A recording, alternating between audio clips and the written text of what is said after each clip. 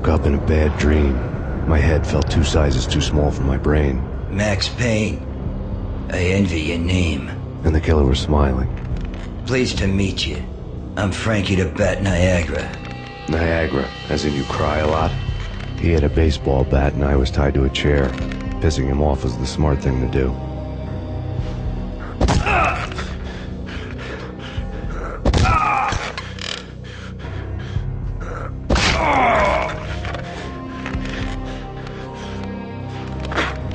Nothing wrong with a little laugh now and then.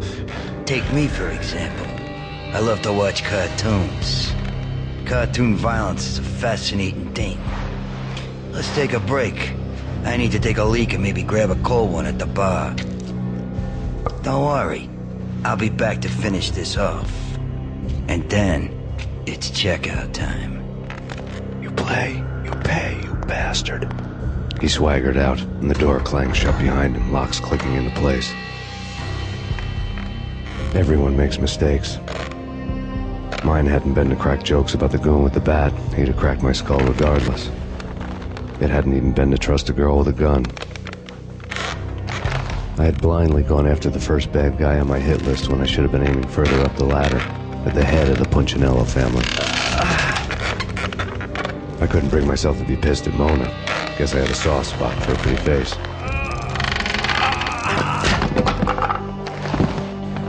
But when somebody decides to play baseball with your head, you tend to get sore. They had dragged me back to the basement of Lupino's hotel. I was beaten, bruised, and blue. I felt like the chair I had broken to get free.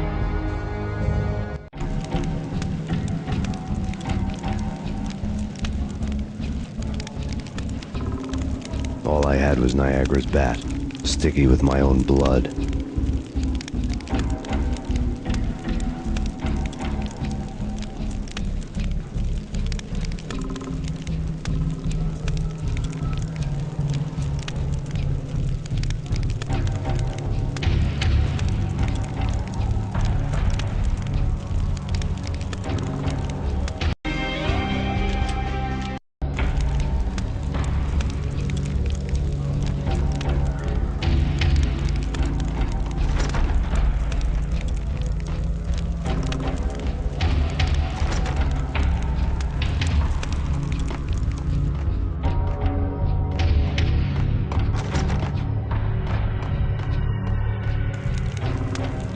Without a gun, I'd be no match for Frankie's men. I'd have to play hide and seek with them.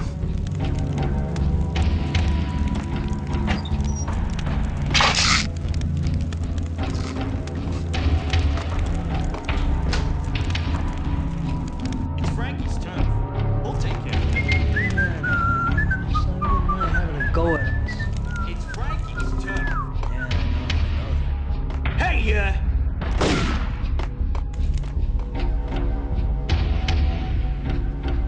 what's up?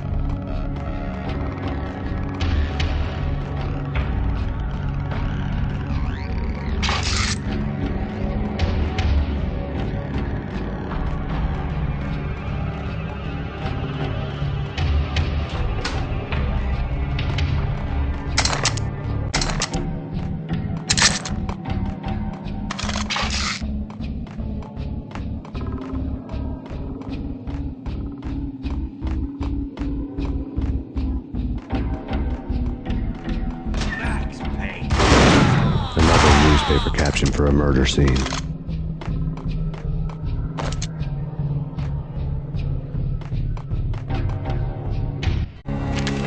Frankie had left his calling card, a Captain Baseball Bat Boy strip, next to a sewer passage filled with bodies.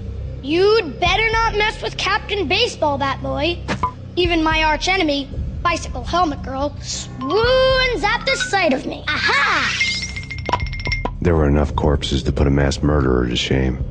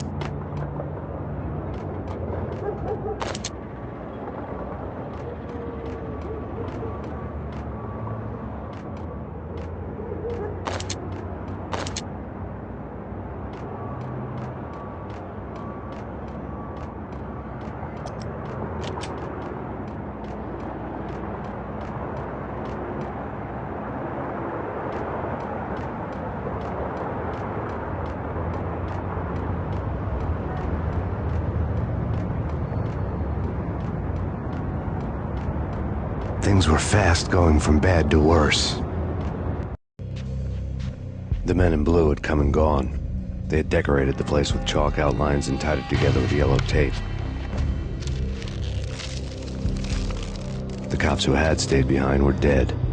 Frankie, his boys, and I had the place all for ourselves.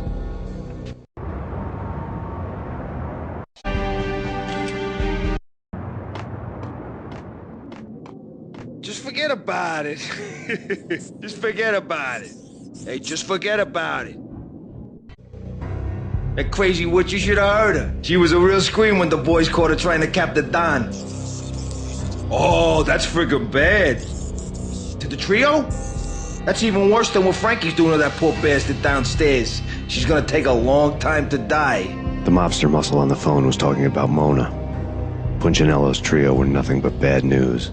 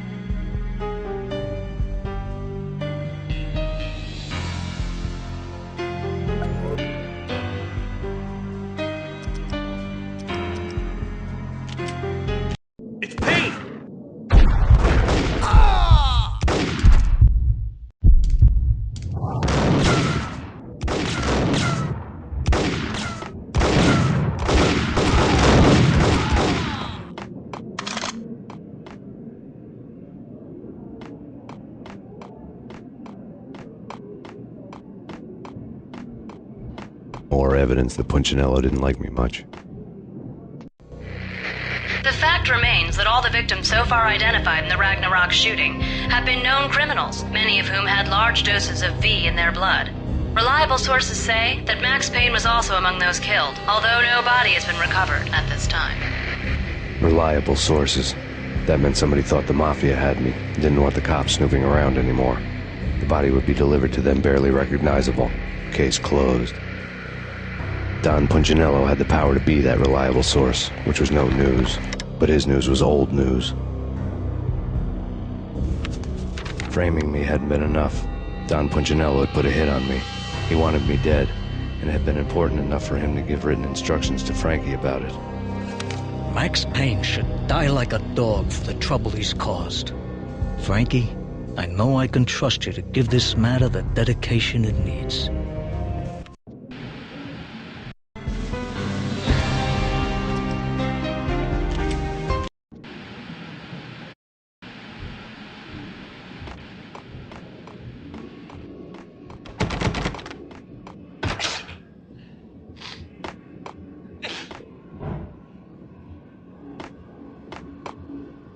What the?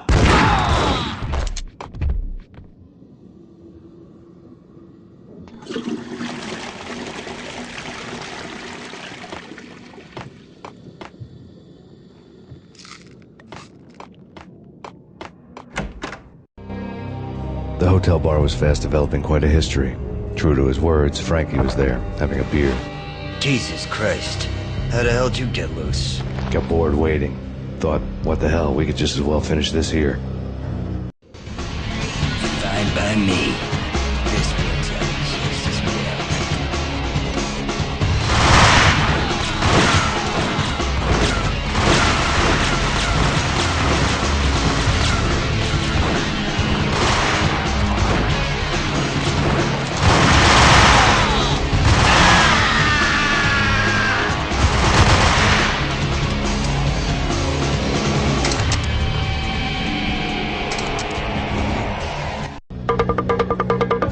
Thank you. You've been a lovely aunt.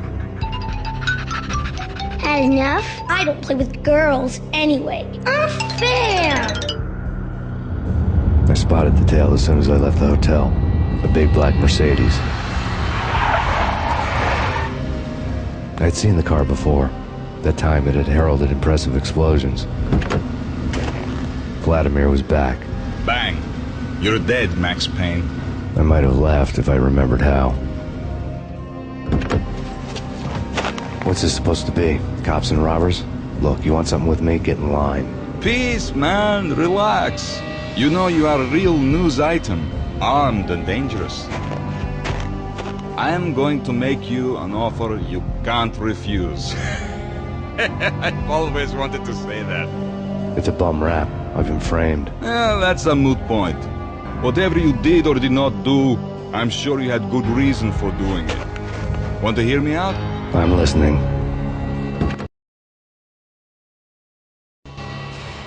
Punchinello messing with V is bad for business all around. But that's not all. There is this guy, Boris Time, used to pull jobs for me. He's the captain of the cargo ship Charon. Now the bastard turncoat has gone over to the other side, Punchinello's. The ship's loaded with high-res hardware, guns, my business. If Punchinello gets hold of that cargo, he's won and I have lost. And you'll have your work cut out for you. If you want to get to Punchinello, you'll need heavy-duty persuaders. I am just the man to get them for you. Change the ship back under my flag, maybe pop 2 in the traitor Time's head while you're at it. You'll get enough guns to start the apocalypse. You in or out? Let's get this show on the road. Vladimir was one of those old-time bad guys with honor and morals, which made him almost one of the good guys. None of us was a saint. The Brooklyn riverfront was a maze of rusty containers, sharp-boned cranes looming up from the snowstorm. On a night like this, you couldn't help but think of the dark army of dead men sleeping with the fishes, cement shoes in line.